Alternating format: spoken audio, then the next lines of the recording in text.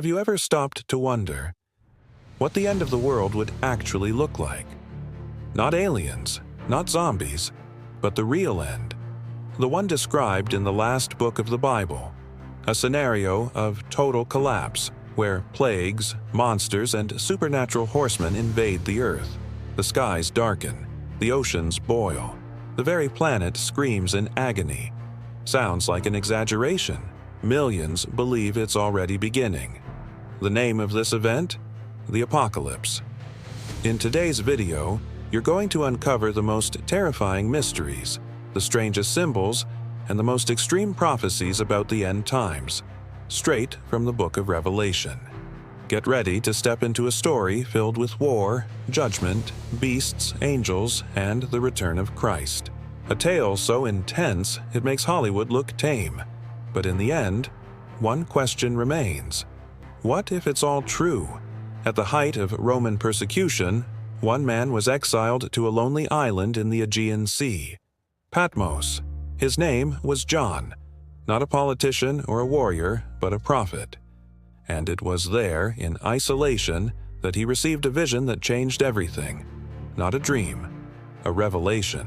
A cosmic preview of the future where time, space, and reality collided. He wrote it all down in what would become the final book of the Bible, the Apocalypse. Despite what many think, the word apocalypse doesn't mean destruction. It means revelation. It's a lifting of the veil, an unveiling of hidden truths.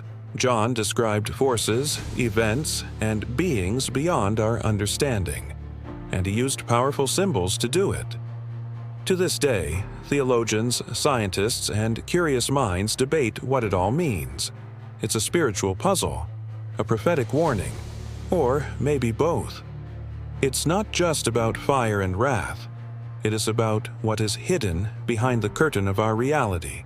This moment in history wasn't just about politics or empire.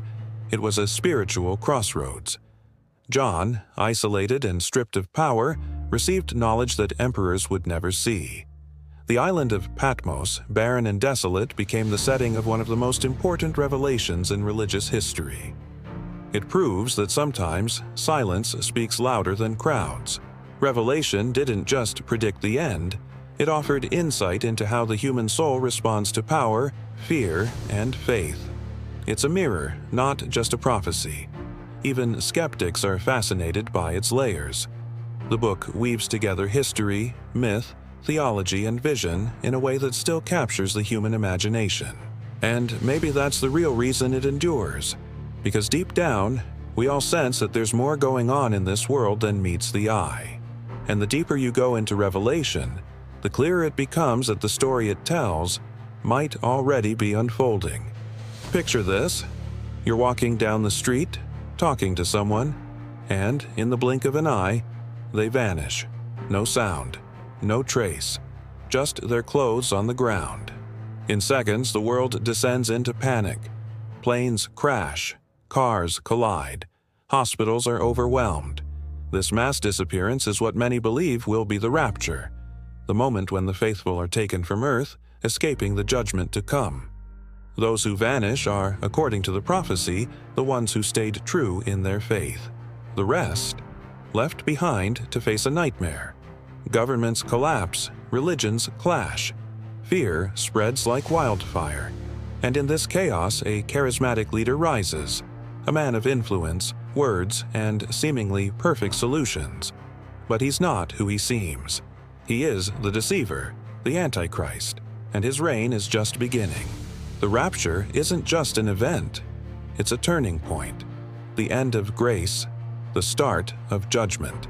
From this moment on, the world moves from ordinary into supernatural horror, and it only gets worse, because next, 4 mysterious horsemen are unleashed.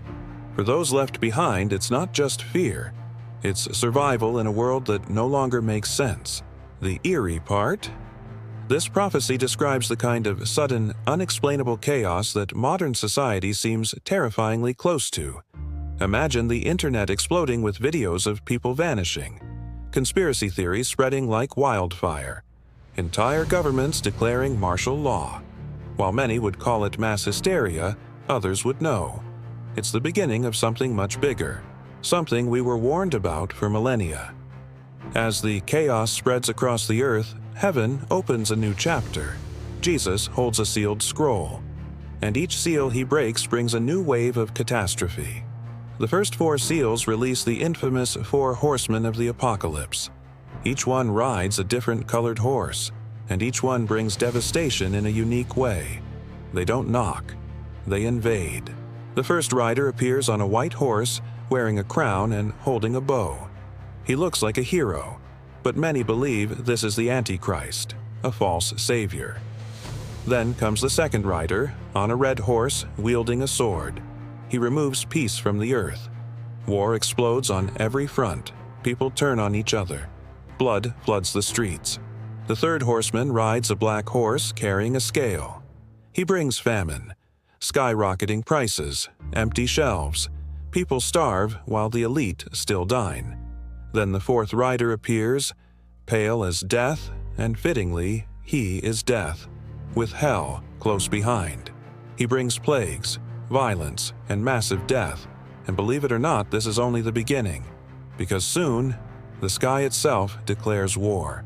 The horsemen are more than just symbols. They represent a breakdown in everything we call civilization. Social structures collapse.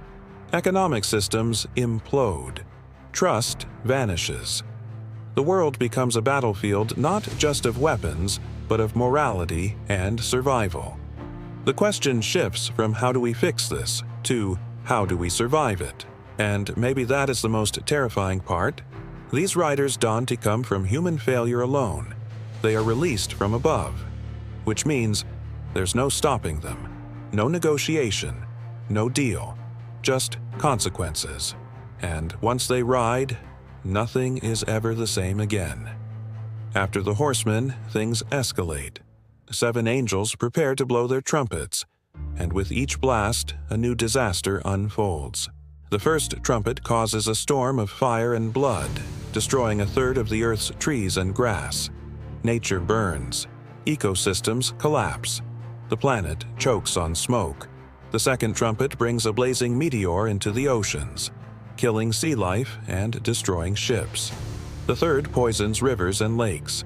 Clean water becomes scarce. The fourth darkens the sky. The sun, moon, and stars lose their light. Darkness spreads. The world grows cold. But nothing compares to what comes next. With the fifth trumpet, an abyss opens and releases monstrous locusts. Not insects, nightmares. Creatures with human faces, iron armor, lion teeth, and scorpion tails.